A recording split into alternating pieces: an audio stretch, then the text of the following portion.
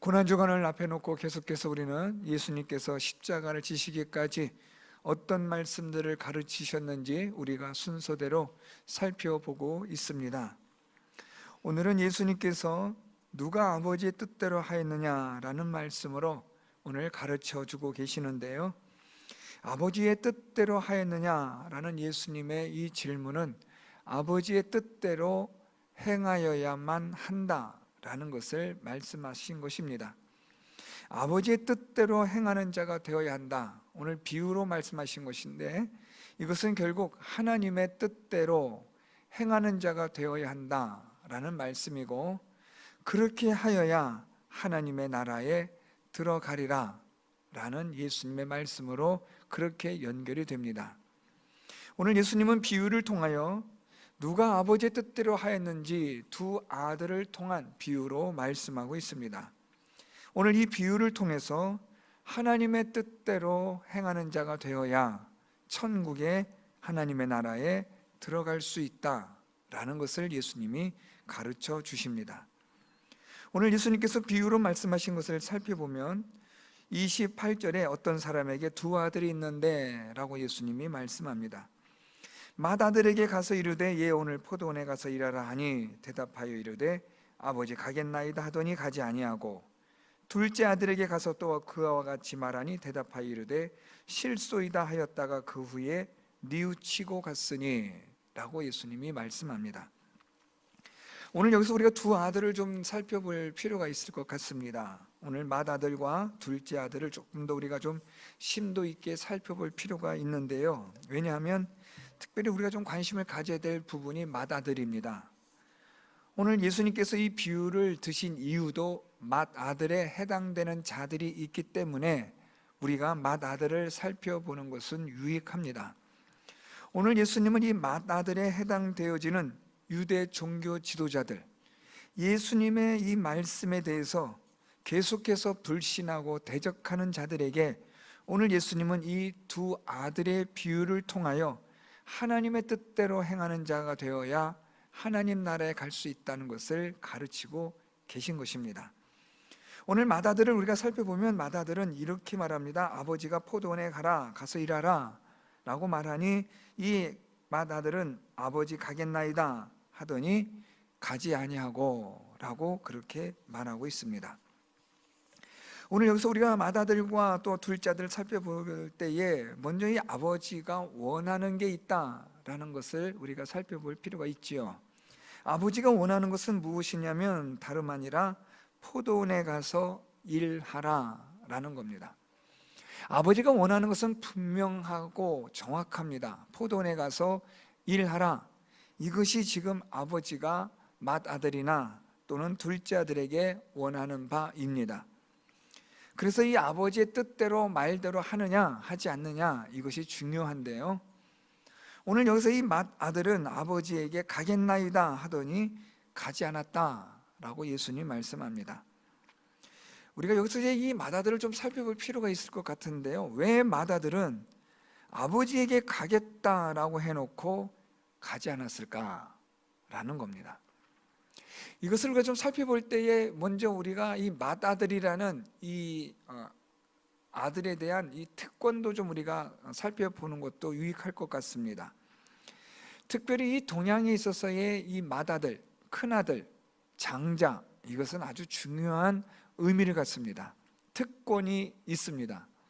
그래서 여러분, 이 맏아들이라는 것은 무엇보다도 아버지의 모든 유산을 상속받을 수 있는 가장 유력한 사람이며 또 복이 있는 사람입니다. 태어난 것은 자기 힘으로 태어날 수 없기 때문에 그 순서대로 태어나는 건데, 그래서 복이 있는 자가 되는 거죠.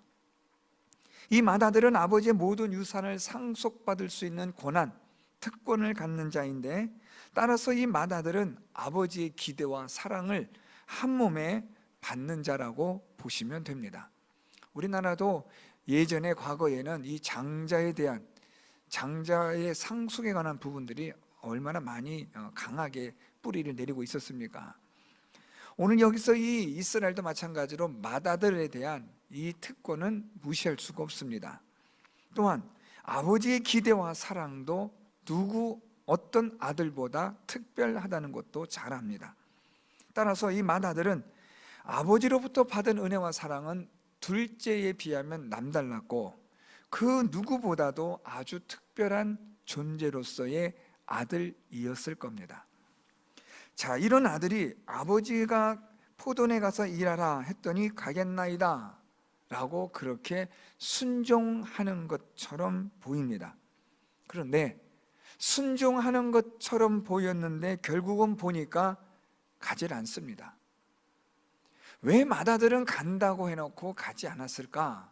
이 맏아들의 이 심층 분석이 좀 필요한 것 같은데요. 이 첫 번째로 이 맏아들은 아마도 자기 나름대로의 고집이 있던 겁니다. 포도원에 가서 일하라 라는 이 아버지의 이 요구에 명령에 아들은 그냥 자기 고집대로 하고 싶은 겁니다. 완강한 사람입니다. 내 고집대로 내가 하는 데 있어서 그 누구도 말릴 수 없는 그러한 존재의 사람이었던 것 같습니다. 그는 아버지의 은혜와 사랑을 받았지만 아버지의 은혜와 사랑에 대하여서 아버지에게 당연히 순종해야 할 의무와 책임은 이미 내팽개쳐지고 그는 자기의 고집대로 행하는 그러한 사람이라는 것을 오늘 성경은 보여주고 있습니다. 가겠다고 입으로는 말하지만 사실 그의 마음에는 가고 싶지를 않았던 겁니다. 가고 싶지 않으니까 그는 자기 고집대로 가지 않은 겁니다. 이 맏아들에게 있어서는 무엇보다 아버지의 은혜와 사랑을 그는 그것을 무가치하게 만들어버리는 악함이 있는 사람이라는 것도 놓쳐서는 안 되는 요소입니다. 아버지의 은혜와 사랑을 많이 받은 사람이지만 그는 그것을 가치 있게 여기는 자가 아니었다라는 말입니다. 은혜와 사랑을 많이 받았는데 그것을 소중하게 생각하지 않는다는 겁니다. 오히려 당연하게 여기는 사람이다라는 말입니다. 그래서 이 맏아들은 좀 우리가 아버지 가장 가까이에서 아버지의 많은 은혜와 사랑을 누리고 있음에도 불구하고 그는 아버지와 다른 생각을 갖고 있는 사람이라는데 우리가 생각을 그렇게 해볼 수가 있을 것 같습니다. 뿐만 아니라 이 맏아들은 둘째 아들과는 또 대조되는 것이 아버지의 명령에 뜻대로 행하지 않았다고 해서 마음에 가책을 받는 사람이 아니라는 겁니다. 지금 둘째는 우리가 나중에 살펴보겠지만 아버지의 말대로 뜻대로 하지 않겠다고 했다가 그것이 마음에 걸려 뉘우치고 아버지의 뜻대로 행하는 둘째와는 아주 대조적으로 가겠다고 해놓고 가지 않음에 대한 오히려 어떻게 보면 둘째보다 훨씬 더 심각한 죄라고 하면 죄를 지은 사람인데 그는 그것을 전혀 마음에 가책을 받지 않는다는 거예요. 그러니까 이 맏아들은 그 마음에 아버지에 대한 소중함, 아버지에 대하여 귀중하게 여기는 마음 또는 아버지의 뜻에 따라야 한다는 어떤 것도 일말의 어떤 것도 그 마음에는 있지 않는 사람이라는 겁니다. 은혜와 사랑은 많이 받았는데 그는 아버지의 뜻대로 하지 않았다고 해서 그 마음에 양심에 가책을 받는 그런 정도의 사람도 아니라는 것을 말해주고 있습니다. 뿐만 아니라 가겠다고 해놓고 가지 않는 이 맏아들은 상당히 위선적입니다.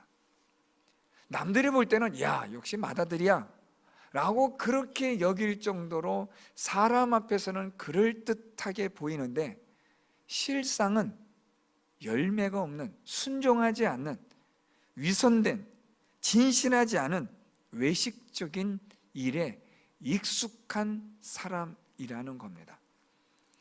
다른 사람들이 볼 때는 아주 그럴듯하게 자신을 포장하지만 결국 그 안을 들여다보면 그는 겉과는 다른 전혀 다른 속을 가지고 있는 그런 사람이라는 것을 말해주고 있습니다. 따라서 이 아들은, 맏아들은 아버지의 말에 순종하는 예의 바른 아들처럼 보이지만 그는 사실은 아버지를 대적하는 자요 불순종하는 사람이라는 것을 말해주고 있습니다. 이렇게까지 되는 것은 그는 사실 아버지의 은혜와 사랑으로 교만하게 되었기 때문입니다. 오늘 예수님께서는 이 맏아들에 대하여 비유를 설명하시면서 지금 예수님의 가르침에 대하여 듣지 않는 바리새인들을 책망하고 계신 겁니다. 왜 너희들은 하나님의 뜻대로 행하지 않느냐? 왜 너희들은 하겠다고 말해놓고 왜 너희들은 행하지 않는 위선적이고 거짓된 가증스러운 모습을 보이고 있느냐? 왜 사람들에게는 그럴듯하게 자신을 포장하고 아주 경건한 척 하는데 왜 사실은 너희에게 경건의 열매들이 나타나고 있지 않느냐? 라는 것을 오늘 예수님이 책망을 하고 있는 겁니다.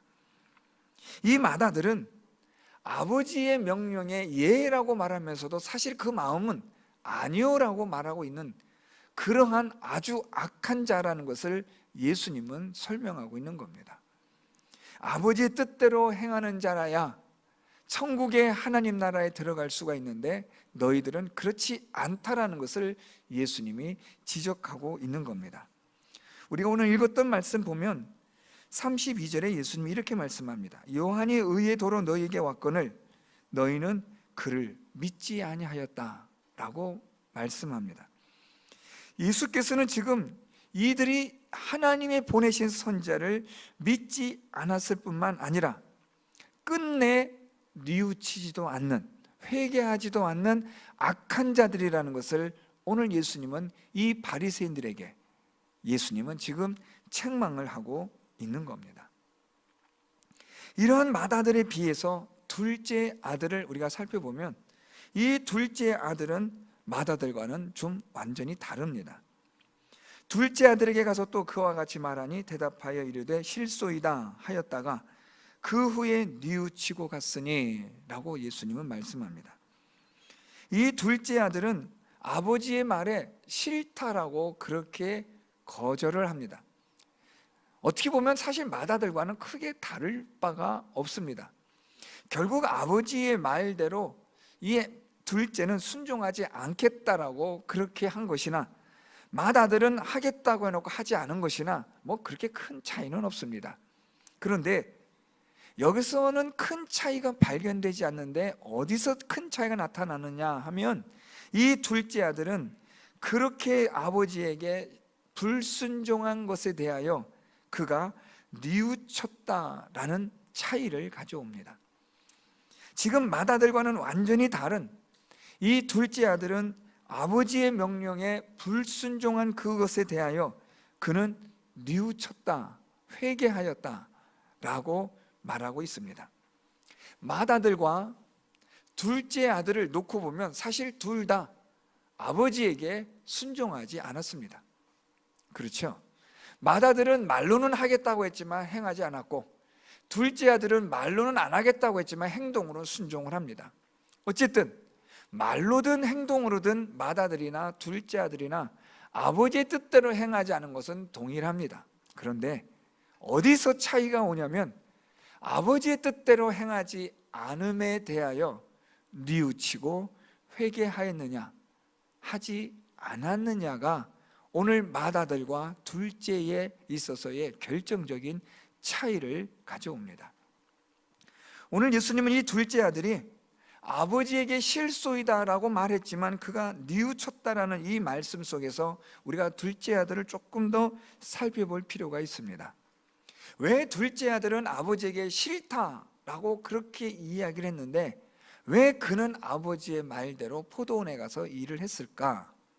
여기에는 이 둘째 아들 마음에 아버지가 포도원에 가서 일하라고 한 그 아버지의 말이 그의 마음에 남아 있었다라는 말입니다. 맏아들은 아버지의 말조차 그의 마음에 남아있지 않습니다. 귓등으로 흘려듣고 건성으로 입으로는 예 하지만 실상 그는 아버지의 말대로 순종할 그런 마음도 의지도 그런 것이 있지를 않았습니다. 그런데 이 둘째 아들은 아버지의 말을 순종하는 것이 맏아들과 동일하게 싫었지만, 그런데 아버지의 말이 그의 마음속에, 가슴속에 남아 있었다라는 겁니다. 아버지의 말이 그 가슴속에 남아있는 이 둘째 아들은 자기 자신에 대한 그 뉘우침과 회개에 이르게 하는 아주 중요한 결정적인 원인이 되는 일을 행하게 합니다. 맏아들은 아버지의 말이 전혀 마음에 와닿지 않는, 아버지의 뜻에 따라 행하는 일에 있어서 그의 마음은 전혀 아버지와는 다른 길을 걷고 있지만, 이 둘째는 아버지의 말이 가슴에 남고 그래서 아버지의 말대로 행하여야겠다라는 뉘우침과 회개의 열매를 가지고 있었다라는 말입니다. 여기서 우리가 하나 더 생각해 볼 수 있는 것은, 이 둘째 아들은 자신이 악한 존재라는 것, 아버지의 말대로 행하지 않은 악한 자라는 뉘우침이 있었다는 것도 생각할 수 있습니다. 아버지의 말이 가슴에 남았다는 이 말은 아버지의 말대로 순종하지 않음에 대한 자기 자신의 잘못됨을 인식할 줄 아는 그런 것이 그 마음에 있었다는 말입니다. 반면에 맏아들은 아버지의 말대로 행하지 아니하였음에도 불구하고 그의 양심은 전혀 거리낌이 없습니다. 오히려 이 맏아들은 자기가 잘못한 것은 전혀 없는 사람이라고 스스로 생각하는 유형입니다. 왜냐하면 나는 간다고 했으니까, 말은 그렇게 했으니까 그것이 자기에게 또 하나의 면죄부가 되는 겁니다. 뭐 간다고 했는데 뭐 못 갈 수도 있지, 그렇지만 난 간다고 했으니까 이 정도면 괜찮아 라는 스스로의 자기 합리화를 시키는 일에 아주 능숙능란한 사람이라는 겁니다. 다시 말하면 맏아들은 자기가 전혀 잘못함이 없다라고 여기는 겁니다. 반면에 둘째는 그렇지 않습니다. 뉘우쳤다라는 말은 자기가 잘못했다는 것을 인정한다는 말입니다.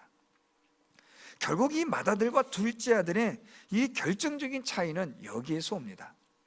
내가 잘못했다고 인정하는가, 아니면 내가 잘못한 것이 없다고 생각하는가, 여기에 따라 이 맏아들과 둘째 아들이 아버지의 뜻대로 행하느냐 행하지 않느냐를 결정짓는 겁니다. 그래서 오늘 예수님이 이 비유를 통해서 이렇게 말씀합니다. 31절에 그들 중에 누가 아버지의 뜻대로 하였느냐 이르되 둘째 아들이니이다. 예수께서 그들에게 이르시되 내가 진실로 너희에게 이르노니 세리들과 창녀들이 너희보다 먼저 하나님의 나라에 들어가리라. 오늘 예수님의 이 말씀은 하나님의 뜻대로 행한 자, 그들은 너희들이 아니라, 바리새인들 너희가 아니라 세리와 창녀들이 하나님의 뜻대로 행한 자라고 말씀하고 있습니다. 왜냐하면 그들은 하나님께서 보내신 선지자를 믿었고, 믿음으로 말미암아 그들은 뉘우쳐 회개하는 자가 되어 그들은 하나님 나라에 들어갈 수 있는 자가 되었지만, 너희는 하나님이 보내신 선지자인 세례 요한도 믿지도 않고, 또 세리와 창녀들이 회개하는 것을 보고도 너희는 회개하지도 않는 자들이기 때문에 너희들은 하나님 나라에 들어갈 수가 없다라는 것을 말씀하시는 겁니다. 오늘 여기서 여러분 우리가 조금 주의 깊게 보셔야 될 구절이 하나가 있는데요, 우리 31절 하반절에 내가 진실로 너에게 이르노니 세리들과 창녀들이 너희보다 먼저 하나님의 나라에 들어가리라 라는 이 구절에서 너희보다 먼저라는 이 구절을 우리가 조금 주의해서 보셔야 합니다. 자칫 잘못 읽으면 바리새인들도 하나님 나라에 들어가긴 하는데 세리와 창녀들보다는 조금 뒤처져서 들어가나 보다, 약간은 뭐 잘못했지만 그래도 하나님 나라에 들어가긴 들어가네 라고 오해하실까 봐 이 구절을 잘 보셔야 합니다.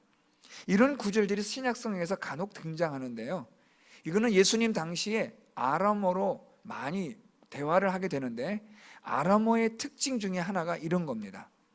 그래서 우리가 생각하기에는 이 번역을 보면 그냥 바리새인들도 나중에 천국에 가는 것처럼 보여지지만 그런 뜻이 아닙니다. 너희보다 먼저라는 것은 예수께서는 이 세리와 창녀들이 하나님 나라에 들어가지만 너희는 들어가지 못한다라는 것을 말씀하신 겁니다. 그러니까 이 바리새인들이 하나님의 뜻대로 행하지 않았음에도 불구하고 세리와 창녀들만큼은 아니어도 그래도 이들도 하나님 나라에 들어간다, 이 얘기가 아니라 너희들은 들어가지 못한다라는 그런 뜻으로 예수님의 말씀을 우리가 해석하는 것이 바른 해석입니다.